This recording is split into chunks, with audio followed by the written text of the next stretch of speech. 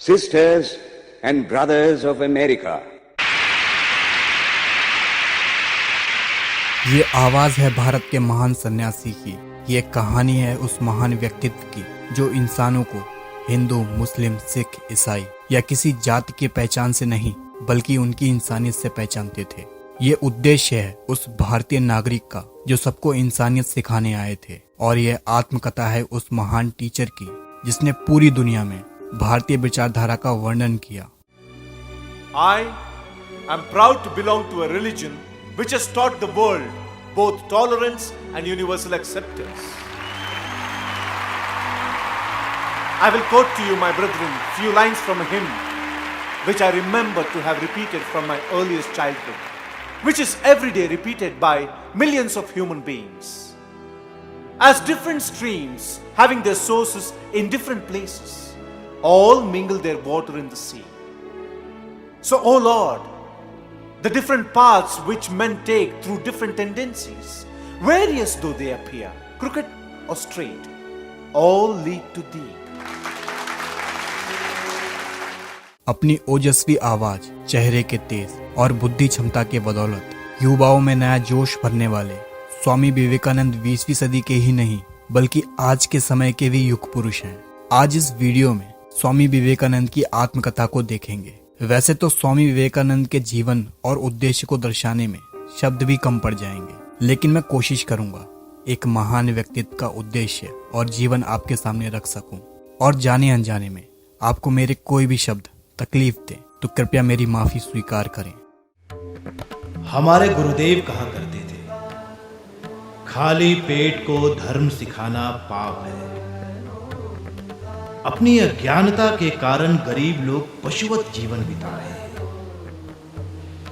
हे गुरुदेव।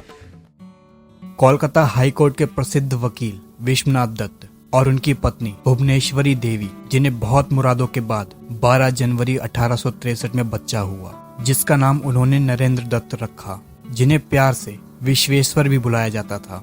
यह बच्चा देखने में तो साधारण था, लेकिन जब पंडित ने कुंडली बनाई तो पिता विश्वनाथ भौचक्के रह गए। बचपन से ही नरेंद्र अत्यंत कुशाग्र बुद्धि के साथ साथ बहुत शैतान भी थे। परिवार के धार्मिक और आध्यात्मिक वातावरण के प्रभाव से नरेंद्र के मन में ईश्वर को जानने और उसे प्राप्त करने की लालसा रही, जिसके चलते उन्होंने हिंदू ग्रंथों, उपनिषदों और वेदों का अध्ययन भी किया। लेकिन इन गूढ़ ग्रंथों में वो नहीं था। नरेंद्र इन विचारों से मानसिक रूप से बहुत परेशान थे। ईश्वर के बारे में जो कथाएं और कहानियां अपनी माँ और हिंदू समाज से सुनी थी, ग्रंथों और वेदों में उस ईश्वर की व्याख्या थी ही नहीं, जिसके चलते उन्होंने हर धर्म के ग्रंथों का अध्ययन भी किया, लेकिन उसमें भी उन्हें उस ईश्वर की व्याख्या नहीं मिली जो समाज में कथाओं के रूप में फैली थी। ये वो समय था जब नरेंद्र के इन सभी ग्रंथों के अध्ययन से मानसिक चेतना और विचारधारा पूरी तरह से बदल गई थी। हिंदुत्व भारतीयों के लिए भ्रमात्मक हो चुका था। वह जिनके लिए धर्म केवल धार्मिक मान्यताओं, सिद्धांतों और सराहनीय अनुष्ठानों का गट्ठर मात्र था, वह सब दुखी थे। इस अविश्वास ने मुझे भी घेरा और कुछ समय तक मुझे लगा कि धर्म संबंधी सारी आशाएं त्याग देनी चाहिए। साथ ही अब वो परेशान भी थे कि ईश्वर कहाँ है। बहुत खोजने के बाद उनकी मुलाकात एक सन्यासी से हुई जिसका नाम था स्वामी रामकृष्ण परमहंस। नरेंद्र के सवालों का पिटारा वहां खुला। सवाल ये था कि क्या ईश्वर सच है, क्या भगवान हमारे बीच मौजूद हैं और क्या आपने उन्हें देखा है। स्वामी रामकृष्ण ने मुस्कुराकर कहा, बिल्कुल, ईश्वर सत्य है, भगवान हमारे बीच ही मौजूद है और मैंने उन्हें देखने के साथ साथ उनसे बातें भी की हैं। नरेंद्र ने हंसते हुए कहा, क्या आप इस बात को साबित कर सकते हैं? क्योंकि जिस ईश्वर को मैंने ग्रंथों और वेदों में पढ़ा है वो आपकी बताई कहानी और हमारे समाज की फैली कथाओं से बिल्कुल विपरीत है। ये सुन के स्वामी रामकृष्ण ने नरेंद्र से पास रखी किताब को पढ़ने को कहा। नरेंद्र ने दुविधा के साथ उस किताब को उठाया और पढ़ने लगे, जिसमें लिखा था कि एक जिले में इतनी बारिश हुई कि कई गांव पानी से भर गए। अब स्वामी रामकृष्ण ने कहा कि अब इस किताब को निचोड़ो। नरेंद्र ने वैसा ही किया। स्वामी रामकृष्ण ने हंसते हुए कहा, क्या हुआ, इसमें तो एक भी बूंद पानी का नहीं निकला। इसका मतलब ये हुआ कि ये किताब जब तक बेकार है, जब तक कि इसमें से पानी नहीं निकलता। उसी तरह धर्म, शास्त्र, वेद, यहाँ तक कि धर्म भी बेकार है। जब तक कि उसमें से ईश्वर नहीं मिल जाते। जो किताबों को धर्म के लिए पढ़ता है वो मुझे उस भूखे गधे की कहानी को याद दिलाता है जो अपनी पीठ पर भरी चीनी का बोझ डेली ढोता है, लेकिन उसकी मिठास के स्वाद से अनजान है। कि ओ गाधा। इस बात से नरेंद्र सहमत हुए और शायद कहीं ना कहीं आप भी। दोस्तों, ज्ञान या विज्ञान जो इस भौतिक दुनिया में कहता है कि जिसे हम देख ना सके उस पर विश्वास मत करो, और साथ ही ये भी कहता है उसे देखने के लिए उस पर विश्वास जरूर करो, जिसे उम्मीद कहते हैं। कुछ देखने की उम्मीद, ईश्वर मिल जाने की उम्मीद। सोच के देखिए, काश वो गधा अपनी पीठ पर बंधी चीनी का स्वाद चख सके, ईश्वर को चख सके। ये सब जानने समझने के बाद नरेंद्र नाथ दत्त से स्वामी विवेकानंद के नाम से जाने गए, जो कि उस समय के इकलौते सन्यासी थे जो कि भारत से विदेश यात्रा पर निकले, जहां उन्हें काफी प्रशंसा और लोकप्रियता भी मिली। उन्होंने भारतीय सनातन धर्म की व्याख्या जोर शोर से की, लेकिन वो कहते हैं ना, हर प्रशंसक के साथ साथ ऐसे लोग भी होते हैं जो बदनाम करने की कोशिश करते हैं। मैं नाम और प्रसिद्धि पाने के लिए नहीं आया हूं, यह तो मुझ पर थोपी गई थी। मैं वह व्यक्ति हूं जिसने अपनी देश की रक्षा करने का साहस किया, और मैंने इस देशवासियों को ऐसे विचार दिए जिसकी वह किसी हिंदू से आशा नहीं कर सकते थे।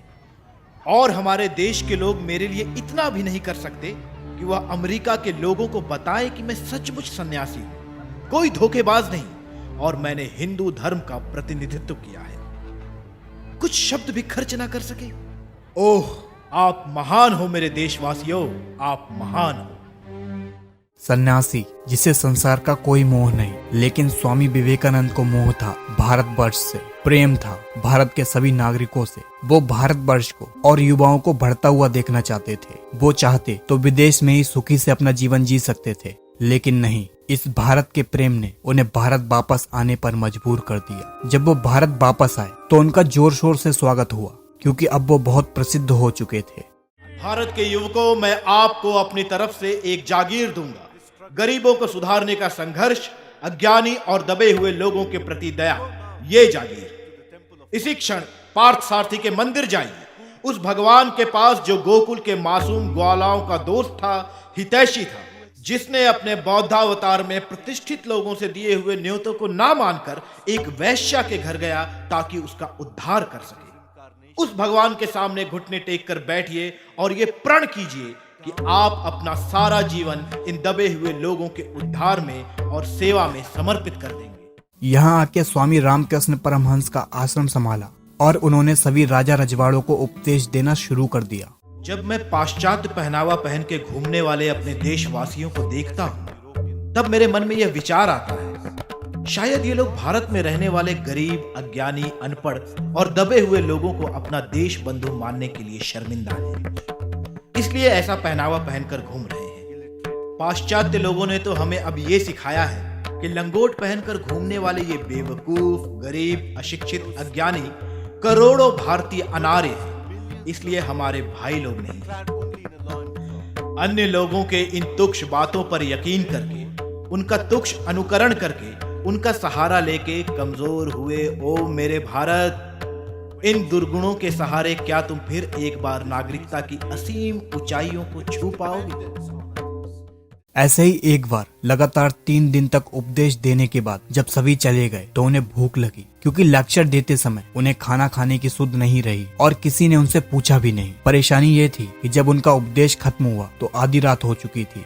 भूख बहुत जोर से लग रही थी। कोई था भी नहीं सिवाय एक धोबी के जो दूर खड़ा उपदेश सुन रहा था। उन्होंने उस धोबी से खाना मांगा तो धोबी सोच में पड़ गया, क्योंकि वो खाना तो देना चाहता था, लेकिन छोटी जाति का होने की वजह से वो मजबूर भी था, क्योंकि अगर वो ऐसा करता है तो यहाँ के राजा उसे गांव से निकाल देंगे। फिर भी उसने भूखे इंसान को खाना खिलाना ज्यादा जरूरी समझा। ये देखकर स्वामी विवेकानंद की आंखें भर आईं और समझ में आया कि उपदेश जिन राजाओं और बड़े लोगों को दे रहे थे, उनसे बेहतर इंसानियत एक गरीब जानता है। हजारों ऐसे बड़े दिल के लोग इन छोटी झोपड़ियों में रहते हैं और हम उनसे घृणा करते हैं, उन्हें नीची जाति का और अछूता मानते हैं। इसलिए आप भी देख सकते हैं, धर्म के बारे में केवल गरीब के पास ही सबसे अच्छे विचार होते हैं। जिस चीज से ये लोग परेशान हैं, वो है जिंदगी के बारे में भौतिक ज्ञान यानी एजुकेशन को प्राप्त करना। अंग्रेजों ने भी सबसे बेहतरीन सैनिक जो भर्ती किए थे वो भारत के किसान वर्ग से ही थे। मौत उनके लिए कोई महत्व नहीं रखती। उनके पास खाने के लिए रोटी और शरीर ढकने के लिए कपड़े जरूर होने चाहिए। चाहे तुम उन्हें लूट लो, कत्ल करो, उन पर कितना भी टैक्स लगा दो, कुछ भी करो उनके साथ, लेकिन वो शांत और समर्पण भाव से रहेंगे जब तक कि आपने उन्हें अपने धर्म को याद करने की छूट दी है। भगवान को पूजने की आजादी के अलावा हमारा सब कुछ ले लो, ऐसी उनकी सोच है। तभी से स्वामी विवेकानंद ने तय कर लिया था कि उन्हें भारत के इसी समाज को उपदेश और एजुकेशन देना है। दोस्तों, स्वामी विवेकानंद जिन्हें भारत के महान नायकों ने अपना आइडल माना, सुभाष चंद्र बोस, भगत सिंह और दुनिया के बड़े वैज्ञानिक जैसे निकोला टेस्ला और एपीजे अब्दुल कलाम जैसे महान लोगों ने अपना गुरु माना और उनके कदमों पर चले। वैसे तो स्वामी विवेकानंद ने देह त्याग 4 जुलाई 1902 में की थी, लेकिन वो आज भी हमारे यूथ आइकन हैं और हमेशा रहेंगे। तुम मेरे बच्चे हो। मैं तुम्हारी गलतियों, कमियों और घमंडों को इंगित कर तुम्हें अपने आत्म से होकर भगवान की ओर जाने का मार्ग दिखाना चाहता हूं। वह हर चीज जिसकी मूल में स्वार्थता है, एक तरफ प्रतियोगिता है और जिसका उद्देश्य केवल आनंद उठाना है, उसे अभी या बाद में खत्म होना ही होगा। अगर आप सही मायनों में जीना चाहते हैं तो यीशु की शरण में वापस जाएं। फटे पुराने कपड़ों में यीशु के साथ रहने को तैयार रहना अच्छा है, बनिस्बत इसके कि उन स्थानों में रहना पड़े जहां वह है ही नहीं।